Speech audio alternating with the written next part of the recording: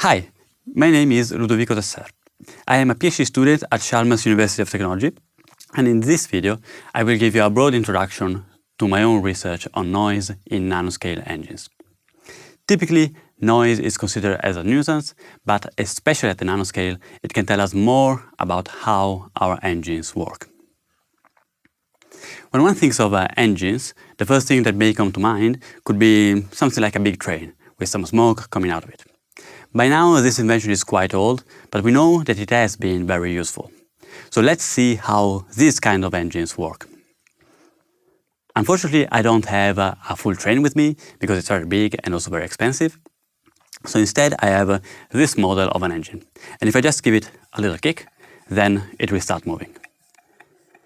So this engine generates mechanical work by absorbing heat from the bottom side, which is hot, and releasing heat to the top side, which is cold.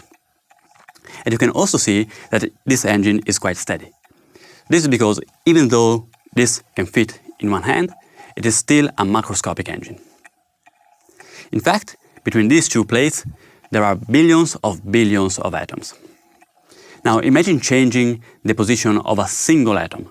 Overall, the engine will look the same. So for example, here I changed this tiny portion of this engine, this little spot. Still, it's quite hard to tell the difference. Now let me put this down.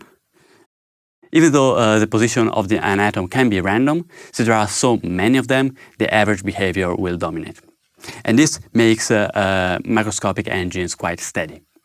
To quantify this precision, we talk about noise. So for instance, we can look at the work produced in each cycle. So this would look something like this. We will have some average work and some small fluctuations around it. And this is characteristic of macroscopic engines. If instead the work fluctuates a lot, it will be a noisy engine. And this is characteristic of microscopic engines. In particular, the fluctuations are comparable with the average work. So this means that the work can sometimes be very large, but also be very small or even negative. Luckily, macroscopic engines are very precise. Otherwise, our train rides would not be very comfortable if our train were to randomly accelerate and brake. In macroscopic engines, noise is important because there is not a huge number of components in the engine. Now imagine our engine with just few atoms inside. Now, the position of each single atom can influence a lot the behavior of the engine. For instance, by changing the position of a single atom, we will have very different configurations. Now that there are fewer elements in our engine, we can have better knowledge of how the inner mechanism of the engine works. However, this also means that the average behavior does not dominate and fluctuations become important. Additionally, in small engines, quantum mechanics will creep in. Then our atoms will not just be particles, but we need to describe them with their wave function. And this complicates things quite a lot. Now, if one wants to actually build a macroscopic engine, it's not as simple as in this picture. We cannot just build a tiny version of this engine. And instead, we need to study nanoscale systems that can be used as engines. For example, one can study how much work is necessary to stretch a protein, or even detecting single electrons tunneling on artificial atoms.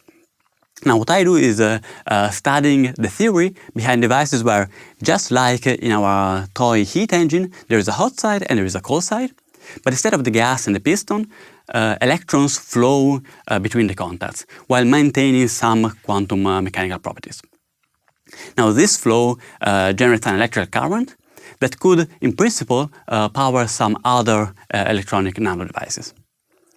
So, to summarize, we started from the good old heat engine, which is macroscopic and reliable. But as we make engines smaller, we encounter both new opportunities and new challenges. In particular, smaller engines have more noise, which may seem like a drawback at first. However, noise can be useful because it can provide valuable information on how the engine works. So, by studying the noise, we can understand how it can help us or limit us in the development of future technologies. Thank you for watching.